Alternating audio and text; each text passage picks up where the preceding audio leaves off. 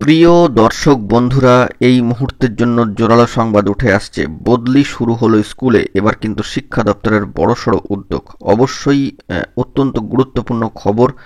যারা রয়েছেন in service বদলির অপেক্ষায়, তো সেই দিক থেকে টেন্সি নিয়ে ভালো খবর উঠে আসছে। অবশ্যই ভিডিওতে সবটা তুলে ধরবার জন্য চেষ্টা করছি।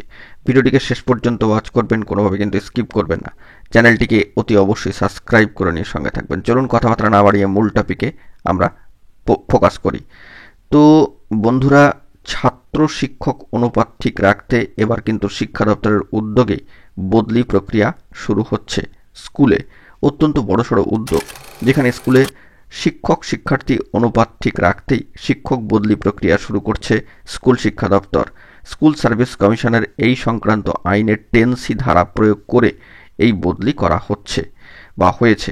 এই ধারায় উত্তর 24 পরগনার চৌহাটা আদর্শ বিদ্যাপীঠের সম্মানীয় শিক্ষক গণেশচন্দ্র সরকার মহাশয়কে ওই জেলারই আমডোব হাই স্কুলে বদলি করা হয়েছে। কমিশনের এই 10C ধারায় শিক্ষক এবং শিক্ষাকর্মী জনস্বার্থে অন্য স্কুলে বদলির কথা বলা কিন্তু হয়েছে। এই ধারার মূল উদ্দেশ্যই হলো স্কুলে শিক্ষক শিক্ষার্থী অনুপাত ঠিক রাখা। রাজ্য সরকার বা স্কুল শিক্ষা দপ্তর এই ধারার উল্লেখ করে কমিশনকে বদলি কার্যকর করার নির্দেশ দিতে পারে। এই ধারার বিরুদ্ধে মহামান্য কলকাতা হাইকোর্টে মামলাও হয়। এই মামলার রায় রাজ্য সরকারের পক্ষেই কিন্তু যায়। পরে সুপ্রিম কোর্ট ও হাইকোর্টের রায় বহাল রাখে। এই বদলি নিয়ে কার্যত মাধ্যমিক শিক্ষক ও শিক্ষাকর্মী সমিতির রাজ্য সম্পাদক সম্মানীয় নীলকান্ত ঘোষ মহাশয় বলেন, দুটি স্কুলের মধ্যে দূরত্ব রয়েছে। এই বদলি যদি শিক্ষকের ইচ্ছার বিরুদ্ধে হয়, তাহলে বিষয়টি মানবিক দৃষ্টিতে বিচারের দাবি জানাচ্ছি। এই ধরনের সারপ্লাস বদলি নির্দিষ্ট পোর্টালের মাধ্যমে শূন্যপদের তালিকা দিয়ে করার দাবি জানিয়েছেন অনেকে।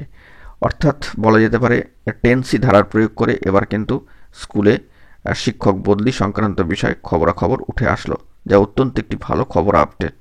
ওয়াকিবহাল মহল সূত্রে এমনটাই মনে করা হচ্ছে। প্রসঙ্গত এখানে উল্লেখ্য, সুপ্রিম কোর্টের রায় মেনে এবার সরকারি সাহায্যপ্রাপ্ত পোষিত স্কুলের প্রধান ও সহকারী শিক্ষক শিক্ষিকাদের জনস্বার্থে বদলি শুরু করল স্কুল শিক্ষা দপ্তর। স্কুল সার্ভিস কমিশনের বিধি অনুযায়ী পড়ুয়া স্বার্থে শিক্ষকদের এই বদলি চালু হয়েছিল। তবে দীর্ঘদিন আইনি জর্জরিততার কারণে কিন্তু এই বদলি কার্যকর হওয়ার ক্ষেত্রে কিন্তু আটকে ছিল। স্কুল শিক্ষা দপ্তরের সম্মানীয় এক কর্তা জানাচ্ছেন, মাধ্যমিক ও উচ্চ মাধ্যমিকে পরীক্ষা মিটলেই কম পড়ুয়া থাকা স্কুল থেকে শিক্ষকদের এবং শিক্ষিকাদের বেশি পড়ুয়া থাকা স্কুলে বদলি করা হবে এবং সেটি চালু হবে। গত বছরের সেপ্টেম্বরে শীর্ষ আদালত এসএসসির সংশোধিত বিধিতে সম্মতি দিয়ে এ ব্যাপারে শিক্ষক ও শিক্ষক সমিতির মামলা খারিজ করে দিয়েছিল। জানুয়ারিতে হুগলির রমেশচন্দ্র গার্লস হাই স্কুলের সম্মানীয় প্রধান শিক্ষিকাকে প্রশাসনিক গ্রাউন্ডে ভদ্রেশ্বর তেলেনীপাড়া গার্লস হাই স্কুলে বদলি করেছিল বিকাশ ভবন। মধ্যশিক্ষা পর্ষদ প্রয়োজনীয় বদলির অর্ডারও ইস্যু করেছিল, কিন্তু তিনি আপত্তি জানিয়ে মহামান্য কলকাতা হাইকোর্টের দ্বারস্থ হয়েছিলেন।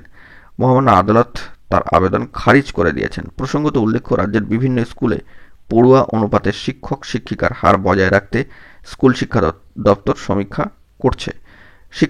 সম্মানীয় শিক্ষামন্ত্রী আগেই বলেছিলেন এ বিষয়ে যে পড়ুয়া শিক্ষকের হাল বজায় রাখতে এই উদ্যোগ কিন্তু নেওয়া হয়েছে। তো বড়সড় একটি উদ্যোগের কথা উঠে আসলো কার্যত স্কুলে শিক্ষক বদলিকে কেন্দ্র করে। তো এখন এটুকুই, সকলে ভালো থাকবেন। চ্যানেলটিকে অতি অবশ্যই সাবস্ক্রাইব করে নিয়ে সঙ্গে থাকবেন জরুরি আপডেটগুলি পাওয়ার জন্য। ধন্যবাদ।